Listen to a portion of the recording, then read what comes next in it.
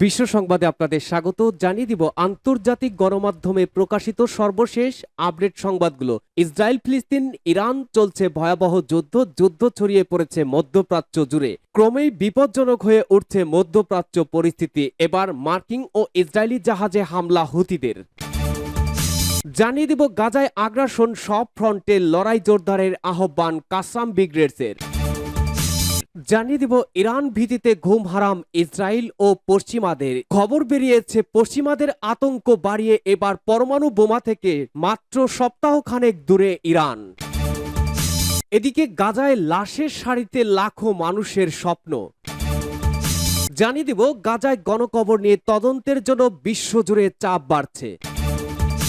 অপরদিকে অবিলম্বে বন্ধ করতে হবে এই বিক্ষোভ। যুক্তরাষ্ট্রের বিশ্ববিদ্যালয়গুলোতে যা হচ্ছে তা ভয়ঙ্কর বলেছেন নেতানিয়াহু। এদিকে গাজায় নেতানিয়াহু যা করছেন তার চেয়ে খারাপ আর কি হতে পারে। মার্কিন সাবেক স্পিকারের প্রশ্ন, নেতানিয়াহুকে পদত্যাগের আহ্বান। সর্বশেষ জানাবো খার্কিভে আবাসিক ভবনের রুশ হামলায় 6 জন আহত। ইউক্রেনের ড্রোন হামলায় রাশিয়ার জ্বালানি স্থাপনায় আগুন।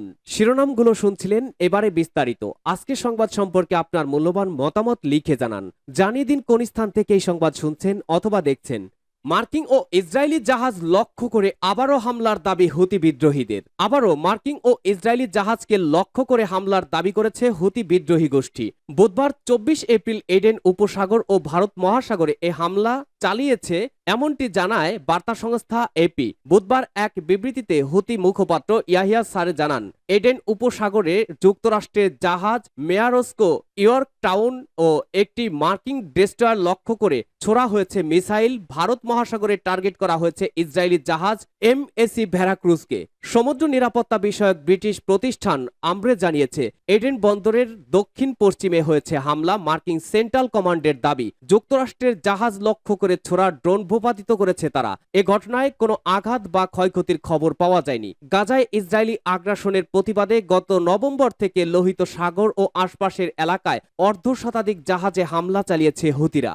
গাজায় আগ্রাসন, সব ফ্রন্টে লড়াই জোরদারের আহ্বান কাসাম ব্রিগেডসের। ফিলিস্তিনের প্রতিরোধ বাহিনী হামাসের সশস্ত্র শাখা আল কাসাম ব্রিগেড সব ফ্রন্টে ইসরায়েলের উপরে হামলা জোরদারের আহ্বান জানিয়েছে। মঙ্গলবার যুদ্ধের 200তম দিন পূর্ণ হওয়া উপলক্ষে আল জাজিরার টেলিভিশন চ্যানেলে দেওয়া বক্তৃতায় আল কাসামের মুখপাত্র আবু ওবায়দা এই আহ্বান জানান। খবর বিবিসি ও আল জাজিরার। গত 13 এপ্রিল ইসরায়েলে চালানো ইরানের হামলার প্রশংসা করে আবু ওবায়দা পাশাপাশি তিনি গাজার পশ্চিম তীর ও জর্ডানে প্রতিরোধ গড়ে তোলার আহ্বান জানান। তিনি জানান, হামাস যুদ্ধবিরতি চায়, এজন্য ইসরায়েলকে অবশ্যই গাজায় সামরিক অভিযান বন্ধ করতে হবে, সব সেনা প্রত্যাহার করতে হবে এবং বাস্তুচ্যুতদের তাদের ঘরবাড়িতে ফিরে যাওয়ার সুযোগ দিতে হবে। গাজার ওপর থেকে সব ধরনের অবরোধ প্রত্যাহার করে নিতে হবে। এদিকে লেবাননের সশস্ত্র সংগঠন হিজবুল্লাহ জানিয়েছে, তারা ইসরায়েলের উত্তর অঞ্চলীয় একর শহরের সামরিক বাহিনীর একটি ঘাঁটিতে ড্রোন হামলা চালিয়েছে। গাজার যুদ্ধ শুরুর পর এটাই ইসরায়েলের বেশ অভ্যন্তরে চালানো সবচেয়ে বড় হামলা। গত মঙ্গলবার এই হামলা চালানো হলে ইসরায়েল তা অস্বীকার করেছে। ইসরায়েলের সামরিক বাহিনী বলেছে, কোন স্থাপনা হিজবুল্লাহর হামলার শিকার হয়নি, তবে তারা 2টি ড্রোন ভূপাতিত করেছে। গতকাল রয়টার্স এ খবর জানায়, হিজবুল্লাহ বলেছে তাদের এক যোদ্ধাকে হত্যার প্রতিবাদে এ হামলা চালানো হয়েছে। পাল্টা হামলা চালিয়েছে ইসরায়েলও। ইসরায়েলের সামরিক বাহিনী বলছে তাদের যুদ্ধবিমান দক্ষিণ লেবাননের আইতা, ব্লিদা ও মারকাবায় আঘাত এনেছে। অন্যদিকে জাতিসংঘ নিরাপত্তা পরিষদকে ইউএনএসি ইসরায়েলের বিরুদ্ধে ব্যবস্থা নেওয়ার আহ্বান জানিয়েছে পাকিস্তান ও ইরান। বুধবার এক যৌথ বিবৃতিতে এই আহ্বান জানিয়েছে দেশ দুটি। পরমাণু বোমা থেকে মাত্র 1 সপ্তাহ দূরে ইরান। ইরানের পরমাণু অস্ত্র নিয়ে যেন কৌতূহলের শেষ নেই পশ্চিমা দেশগুলোর। চলমান হামাস ইসরায়েল যুদ্ধের মধ্যে তেহরানের পারমাণবিক কর্মসূচি নিয়ে বেশ উদ্বিগ্ন ইসরায়েলও। এর মাধ্যমেই মধ্যপ্রাচ্য শিয়া সংখ্যাগরিষ্ঠ দেশটির পরমাণু অস্ত্র লাভের সম্ভাবনা জোরালো আলোচনা শুরু করেছে পশ্চিমা সংস্থাগুলো।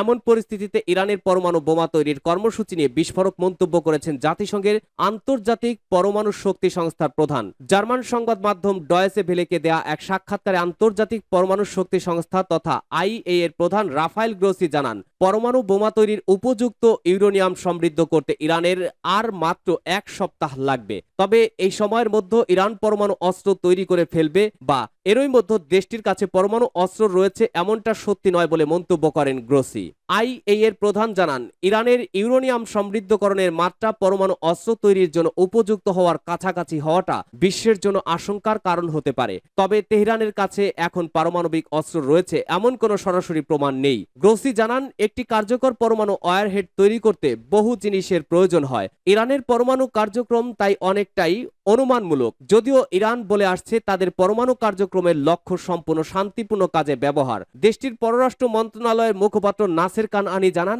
তেহরানের পরমাণু নীতিমালায় অস্ত্র উৎপাদনের মতো কোনো বিষয়বস্তুর স্থান নেই। এমন পরিস্থিতিতে দেশটির পরমাণু প্রকল্পের জাতিসংঘের পর্যবেক্ষকদের প্রবেশ অধিকার বাড়ানোর অনুরোধ জানান রাফায়েল গ্রোসি। এতে করে তেহরানের পরমাণু প্রকল্প নিয়ে বিভিন্ন জল্পনা কল্পনার অবসান হবে বলে মনে করেন তিনি। সম্প্রতি ইরানের পরমাণু অস্ত্র সক্ষমতা নিয়ে ওয়াশিংটন পোস্টে একটি নিবন্ধ লিখেছেন মার্কিন সাংবাদিক জবি ওয়ারিক, যেখানে তিনি দাবি করেন ইরান পরমাণু বোমা তৈরির একেবারে দ্বারপ্রান্তে। সাংবাদিক জবি ওয়ারি বলেন, ইরানের সাথে করা পরমাণু চুক্তি থেকে বেরিয়ে এসে বিরাট ভুল করেছে ট্রাম্প প্রশাসন, যার আড়ালে জাতিসংঘ ও আন্তর্জাতিক পর্যবেক্ষকদের নজর এড়িয়ে পরমাণু অস্ত্র তৈরির পথে এগিয়ে যাচ্ছে দেশটি। নিবন্ধে উল্লেখ করা হয়, বর্তমানে নিজেদের নাতানজু ও ফোর্দো পরমাণু প্রকল্পে 60% পর্যন্ত ইউরেনিয়াম সমৃদ্ধ করছে ইরান। পরমাণু অস্ত্র বা বোমা তৈরিতে প্রয়োজন ন্যূনতম 90% সমৃদ্ধকরণ। ইরান যে গতিতে ইউরেনিয়াম সমৃদ্ধ করছে তাতে শীঘ্রই পরমাণু অস্ত্র তৈরির সক্ষমতা অর্জন করবে বলে দাবি করেন জবি ওয়ারিক। গাজায় লাশের সারিতে লাখো মানুষের স্বপ্ন। গাজায় 6 মাসের যুদ্ধে লাশের সারির নিচে চাপা পড়েছে লাখো মানুষের স্বপ্ন। তাদেরই একজন বাসমা আল সাবিব যুদ্ধে বাবা ভাই বোনকে হারালেও দমে যাননি তিনি। বিশ্ববিদ্যালয়ে পড়াশোনা বন্ধ হওয়ার বাধ্য হয়ে খাবার বিক্রি করে চালাতে হচ্ছে জীবন সংসার। ধ্বংসস্তূপ থেকেই এখন তিনি চেষ্টা চালাচ্ছেন ঘুরে দাঁড়ানোর। সাবিব যুদ্ধের আগে গাজার একটি বিশ্ববিদ্যালয়ের শিক্ষার্থী ছিলেন। উচ্চ শিক্ষা শেষে পরিবারের পাশে দাঁড়ানোর ইচ্ছে থাকলেও এখন সবটাই অতীত। গাজায় ইসরায়েলি অভিযানে চরম মূল্য চোকাতে হয়েছে তার পরিবারকে। বোমা হামলায় বাবা ও ছোট ভাই বোনকে হারিয়ে হয়েছেন বাস্তুচ্যুত। সাবিশ তার বাবার মরদেহের সন্ধানই পাননি। ময়লার ব্যাগে ভরে তার বাবার দেহ ফেলে দিয়েছে ইসরায়েলি বাহিনী। উপার্জনক্ষম বাবাকে হারিয়ে এখন পরিবারের সব দায়িত্ব নিজের কাঁধে নিয়েছেন আল সাবিব। এখন তার দিন শুরু হয় সকাল 6টায়। দিনের সবটুকু সময় কেটে যায় স্থানীয় খাবার হুমাস প্রস্তুত করতে। এগুলো গাজার আল আকসা হাসপাতালে বিক্রি করেন তিনি। আশ্রয় কেন্দ্রে সবচেয়ে বড় ভোগান্তি পোহাতে হয় রান্নার গ্যাস না থাকায়। এর সাথে সাথে যোগ হয়েছে রান্নার উপকরণের চরম সংকট এবং একই সাথে সেগুলো ব্যয়বহুল। আল সাবিশ বলেন, আমি এই কাজই খুশি। আমি অক্লান্ত পরিশ্রম করব এবং আমার পরিবারের কাউকে কিছু চাইতে হবে না। এই কাজটি আমার জন্য যথেষ্ট। এই কাজ করেই এখন আমি আমার পরিবারের মৌলিক চাহিদাগুলো মেটাতে পারছি। সাবিশের প্রত্যাশা, শীঘ্রই শান্ত হবে গাজার পরিস্থিতি। বাস্তুচ্যুত মানুষ আবারও ফিরতে পারবেন তাদের ঘরে। স্বাভাবিক জীবনে ফেরার সেই প্রচেষ্টা বাস্তবায়নে আন্তর্জাতিক সহায়তাও চেয়েছেন তারা।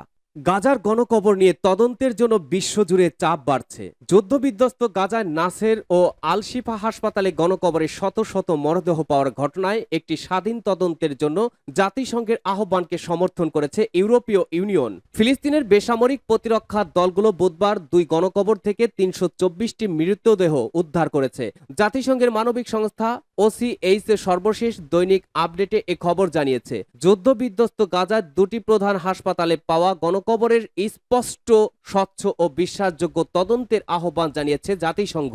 ইসরায়েলি সেনারা এই হাসপাতাল দুটিতে অভিযান চালিয়েছিলেন। মঙ্গলবার জাতিসংঘ এই আহ্বান জানায়। জাতিসংঘের মুখপাত্র স্টিফেন ডুজারিক সাংবাদিকদের বলেন, বিশ্বস্ত তদন্তকারীদের অবশ্যই স্থানগুলোয় প্রবেশ অধিকার থাকতে হবে। গাজায় প্রকৃত ঘটনা তুলে ধরার জন্য সাংবাদিকদের নিরাপদে কাজ করার পরিবেশ তৈরি করতে হবে। ইইউ মুখপাত্র পিটার স্ট্যানো বলেছেন, এটি এমন কিছু যা আমাদের সমস্ত সন্দেহ এবং সমস্ত পরিস্থিতির মধ্যে একটি স্বাধীন তদন্তের আহ্বান জানাতে বাধ্য করে, কারণ প্রকৃতপক্ষে এটি এমন ধারণা তৈরি করে যে আন্তর্জাতিক মানবাধিকার লঙ্ঘন করা হয়েছে। এর আগে মঙ্গলবার জাতিসংঘের মানবাধিকার বিষয়ক প্রধান ভলকার টুর্কো বলেন, গাজা সিটির শিফা মেডিকেল সেন্টার ও দক্ষিণাঞ্চলের শহর খান ইউনিসের নাসের হাসপাতাল ধ্বংস এবং ইসরায়েলিরা চলে যাওয়ার পর ওই স্থাপনার আশপাশে গণকবর সন্ধান পাওয়ার খবরে তিনি আতঙ্কিত। এ হত্যাকাণ্ডের স্বাধীন ও স্বচ্ছ তদন্তের আহ্বান জানিয়ে তিনি বলেন, দায়মুক্তির বিদ্যমান পরিবেশের পরিপ্রেক্ষিতে এতে আন্তর্জাতিক তদন্তকারীদের অন্তর্ভুক্ত করা উচিত। জাতিসংঘের মানবাধিকার বিষয়ক প্রধান আরো বলেন, আন্তর্জাতিক মানবিক আইন আইনের অধীনে হাসপাতালগুলো বিশেষ সুরক্ষার অধিকারী, আর যুদ্ধে অংশ নিতে অক্ষম এমন বেসামরিক নাগরিক, বন্দী ও অন্যদের ইচ্ছাকৃতভাবে হত্যা করা যুদ্ধ অপরাধ। মঙ্গলবার মার্কিন পররাষ্ট্র দপ্তরের মুখপাত্র বেদান্ত প্যাটেল হাসপাতালগুলোয় গণকবরের খবরকে অবিশ্বাস্যভাবে উদ্বেগজনক বলে অভিহিত করেছেন। তিনি বলেছেন, মার্কিন কর্মকর্তারা এ বিষয়ে ইসরায়েল সরকারের কাছে তথ্য চেয়েছেন। সূত্র আল জাজিরা। যুক্তরাষ্ট্রের বিশ্ববিদ্যালয়গুলোতে যা হচ্ছে তা ভয়ঙ্কর বলেছেন বেজন্মা নেতানিয়াহু। মার্কিন যুক্তরাষ্ট্রের বিশ্ববিদ্যালয়গুলোতে ফিলিস্তিনপন্থী শিক্ষার্থীদের বিক্ষোভ ছড়িয়ে পড়া ঘটনাকে ভয়ঙ্কর ও ভয়ানক বলে মন্তব্য করেছেন ইহুদিবাদী ইসরায়েলের প্রধানমন্ত্রী বেজন্মা নেতানিয়াহু। তিনি অবিলম্বে এসব বিক্ষোভ বন্ধ করার দাবি জানিয়েছেন। তিনি বুধবার এক ভিডিও বার্তায় দাবি করেন, মার্কিন যুক্তরাষ্ট্রের প্রথম সারির বিশ্ববিদ্যালয়গুলো ইহুদি বিদ্বেষী গুন্ডাদের দখলে চলে গেছে। নেতানিয়াহু বলেন, তারা ইসরায়েলের ধ্বংস চায়। তারা ইহুদি শিক্ষাবিদদের পাশাপাশি ইহুদি শিক্ষক ও কর্মচারীদের ওপরে হামলা করছে। এটি নিষ্ঠুর আচরণ, যা বন্ধ করতে হবে। ইসরায়েল বিরোধী বিক্ষোভ ছড়িয়ে পড়া বিশ্ববিদ্যালয়গুলোর কর্তৃপক্ষের তীব্র সমালোচনা করে বলেন, কয়েকটি বিশ্ববিদ্যালয়ের প্রেসিডেন্টরা এ বিষয়ে যে ব্যাখ্যা দিয়েছেন তা লজ্জাজনক। তাদেরকে আরও কঠোর আচরণ করতে হবে। অবরুদ্ধ গাজা উপত্যকায় ইহুদিবাদী ইসরায়েলের ভয়াবহ গণহত্যার বিরুদ্ধে মার্কিন যুক্তরাষ্ট্রের বিভিন্ন বিশ্ববিদ্যালয়ে গত বেশ কিছুদিন ধরে প্রবল বিক্ষোভ চলছে। বিক্ষোভ দমনে ধরপাকড়ও চালিয়েছে পুলিশ। এ পর্যন্ত নিউ ইয়র্কের বিশ্ববিদ্যালয়ের ক্যাম্পাস থেকে বহু শিক্ষার্থীকে আটক করা হয়েছে। আন্দোলনরত শিক্ষার্থীরা তাদের বিরুদ্ধে পুলিশের ধরপাকড় অভিযানকে বাক স্বাধীনতার সুস্পষ্ট লঙ্ঘন বলে প্রতিবাদ জানিয়েছেন। নেতানিয়াহু তার ভিডিও বার্তায় আরো বলেন, যুক্তরাষ্ট্রের বিশ্ববিদ্যালয়গুলোতে যা হচ্ছে তা 1930-এর দশকে জার্মান বিশ্ববিদ্যালয়গুলিতে যা ঘটেছিল সে কথা স্মরণ করিয়ে দেয়। এটা অযৌক্তিক, এটা বন্ধ করতে হবে, এটাকে দ্ব্যর্থহীনভাবে নিন্দা করতে হবে।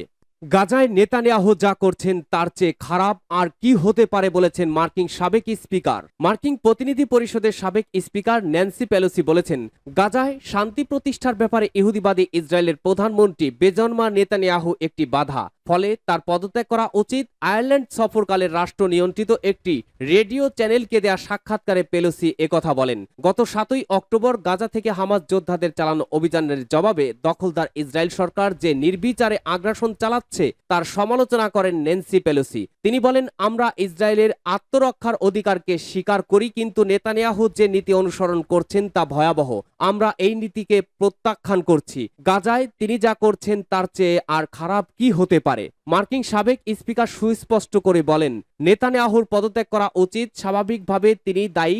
শান্তির পথে নেতানিয়াহু বাধা সৃষ্টি করছেন কিনা এমন এক প্রশ্নের জবাবে পেলোসি বলেন, তিনি গত কয়েক বছর ধরে এই বাধা সৃষ্টি করে আসছেন। আমি জানি না ইসরায়েলি নেতারা কেন শান্তিকে ভয় পান, নাকি তারা শান্তি চান না। নেতানিয়াহুর দিকে আঙুল তোলার আগে ন্যান্সি পেলোসি ইসরায়েলের সামরিক গোয়েন্দা প্রধান মেজর জেনারেল আহারন হালিবার পদত্যাগের কথা উল্লেখ করেন। হামাস যোদ্ধাদের হামলা ঠেকাতে ব্যর্থতার দায় নিয়ে তিনি মঙ্গলবার পদত্যাগ করেন।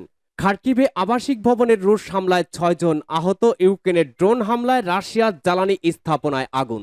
ইউক্রেনের ড্রোন হামলায় রাশিয়ার জ্বালানি স্থাপনায় অগ্নিকাণ্ডের ঘটনা ঘটেছে বুধবার 24 এপ্রিল। দেশটির স্লোনেলস্কো অঞ্চলের জ্বালানি সুবিধাগুলোতে আগুন ছড়িয়ে পড়ে। এদিকে ইউক্রেনের খার্কিভে আবাসিক ভবনের রুশ হামলায় 6 জন আহত হয়েছে। এক প্রতিবেদনে এমনটি জানিয়েছে বার্তা সংস্থা রয়টার্স। পশ্চিম অঞ্চলের গভর্নর ভ্যাসিলি আনোখিন এক টেলিগ্রাম মেসেজিং অ্যাপে বলেন, আমাদের অঞ্চলটিতে আবারও ইউক্রেন ড্রোন হামলা চালিয়েছে। সামরিক জ্বালানি এবং বিদ্যুৎ সুবিধাগুলোতে শত্রুদের হামলায় স্লোনেলস্কো এবং ইয়ার্তশেভো জেলায় আগুন ছড়িয়ে পড়ে। তবে সেসব জেলার কোন কোন কারখানায় আগুন লেগেছে তাৎক্ষণিকভাবে তা জানা যায়নি। টেলিগ্রামে পৃথকভাবে রাশিয়ার দক্ষিণ পশ্চিমের লেপেস্টস্কো অঞ্চলের গভর্নর ইয়র আর্টামনভ জানান, একটি ড্রোন সেখানকার একটি শিল্প অঞ্চলে আঘাত এনেছে। এতে কোনো প্রকার হতাহতের ঘটনা ঘটেনি। তবে এই হামলায় কোনো ক্ষয়ক্ষতি হয়েছে কিনা কিংবা হামলার লক্ষ্যবস্তু কি ছিল এ নিয়ে বিস্তারিত কিছু জানাননি তিনি। এই তথ্যগুলো স্বাধীনভাবে যাচাই করা যায়নি। এ বিষয়ে ইউক্রেনের পক্ষ থেকেও তাৎক্ষণিকভাবে কোনো মন্তব্য পাওয়া যায়নি বলে জানিয়েছে